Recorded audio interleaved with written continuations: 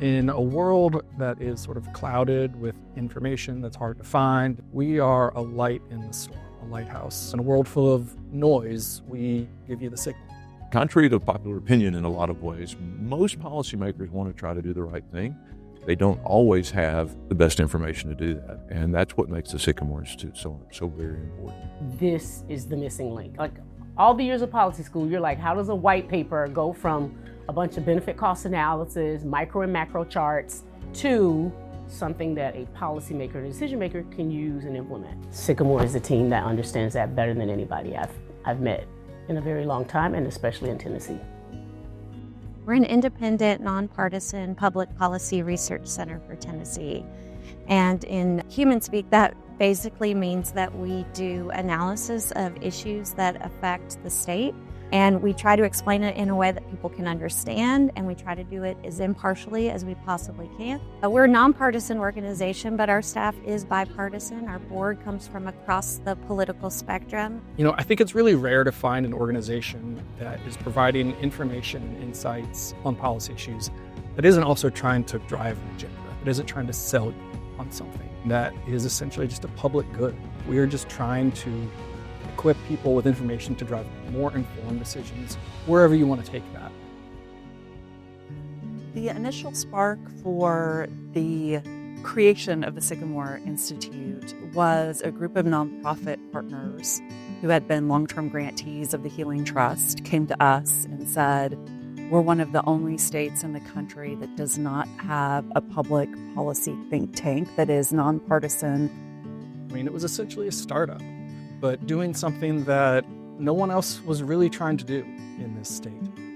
We had decided when we launched that the first thing that we wanted to do was a Tennessee state budget primer, because we felt like understanding how the money works is really one of the most important parts of understanding policy, understanding what our state's priorities are. I was hired and basically put in a room with about 25 years worth of state budget documents and a computer. I had great resources available to me, and I had to just go out and look at examples of, similar documents from other organizations and decide how are we going to tell this story about the state budget. Keep in mind we have a citizen legislature, which I think is a wonderful thing, but not everyone walks into the Tennessee General Assembly with a firm knowledge of the state budget. They're coming from every walk of life. The budget's this big, dark place that people don't understand. And the Sycamore Institute was able to take that and put it into terms that people could understand, whether they be policymakers or people on the street in Tennessee. I distinctly remember education committee, there's charts and graphs and everybody's come to try to make equitable funding make sense. And then Mandy sits down with her picture graphs and her colored bodies. And it was literally a moment in which you could see the light bulbs popping on. It's like 12 committee members, and you could just see, boom, light bulb here, light bulb here, light bulb here, light bulb here. It's like a cartoon. Sycamore's worth they're worth their weight in gold, because they make it make sense. It's really important for nonprofits to have nonpartisan data, because we as 501c3s have to be nonpartisan. I think one thing that Sycamore Institute does really well is provide a roadmap for us in identifying some of the key challenges for the state, some of the key opportunities for the state.